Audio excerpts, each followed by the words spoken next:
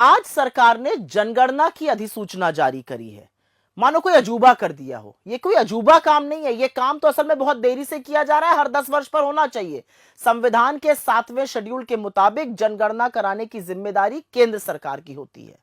लेकिन दिक्कत तलब बात यह है कि इस अधिसूचना में, इस नोटिफिकेशन में जातिगत जनगणना का कोई जिक्र नहीं है, जबकि 30 अप्रैल को मोदी सरकार ने कहा था कि जातिगत जनगणना होगी। अब क्योंकि इस सरकार की कथनी और करनी में बहुत अंतर है, तो लोग विश्वास नहीं कर पा रहे हैं कि पता नहीं ये पलटी ना मार लें। क्योंकि एक बात यह भी सच है कि बीजेपी हो या आरएसएस हो, वो वस्तुतः जातिगत जनगणना के खिलाफ ही हैं। चाहे दलित हो, पिछड़े हो, आदिवासी हो, उनको उनका हक मिल जाए, उनके साथ सामाजिक न्याय हो जाए, इससे लोगों को बड़ी दिक्कत रहती है, इससे बड़े असहज रहते हैं। इनका इतिहास गवाह है। 1949 में ये संविधान की प्रतियां जलाते थे, बाबा साहब की तस्वीरें फूंकते थे। इनके बड़े बड़े नेता, चाहे सावरकर हो, गोलवलकर हो, श्यामा प्रसाद मुखर्जी हो, संविधान और बाबा साहब को लगातार भला बुरा कहते थे, लगातार अपशब्द कहते थे। आरएसएस ने तो प्रस्ताव पारित करके जातिगत जनगणना का विरोध किया था, और इतिहास साक्षी की 100 साल के इनके इतिहास में आज तक आरएसएस का एक भी अध्यक्ष, एक भी प्रमुख दलित या पिछड़े वर्ग का नहीं हुआ है। संघ के मोहन भागवत से लेकर रज्जू भैया और मनमोहन वैद तक सब खुलकर आरक्षण के खिलाफ बोलते थे। 7 अगस्त 1990 विश्वनाथ प्रताप सिंह की सरकार ने जब मंडल कमीशन लागू किया, तो बीजेपी ने अपना सपोर्ट, अपना समर्थन वापस ले लिया था। 1994 से 2000 के बीच तत्कालीन संघ प्रमुख राजेंद्र सिंह, जिनको रज्जू भैया कहा जाता था, वो लगातार आरक्षण हटाने की मांग करते थे। 2010 में जब कांग्रेस ने सदन में जातिगत जनगणना का प्रस्ताव रखा, तब बीजेपी के मुरली मनोहर जोशी ने उसका पुरजोर विरोध किया था।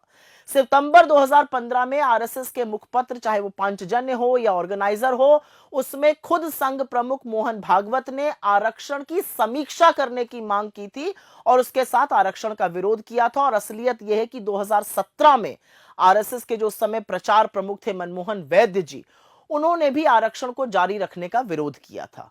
अब आते हैं 2021 जुलाई में।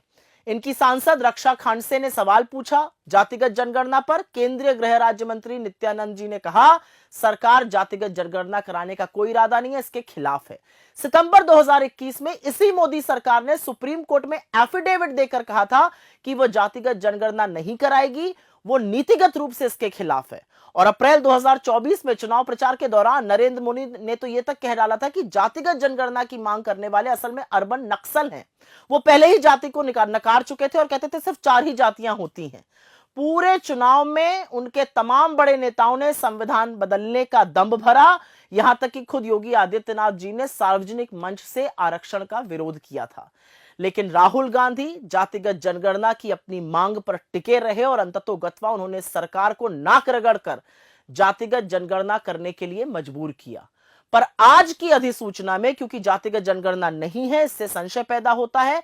लेकिन एक बात साफ है और एक बात समझनी जरूरी है, और यह याद रखिएगा, अब कोई खेल नहीं चलेगा। अब आपको पलटी भी नहीं मारने दी जाएगी।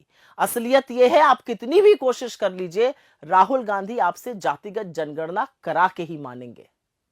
नई दुनिया लाइव, खास खबरें बेबाक अंदाज।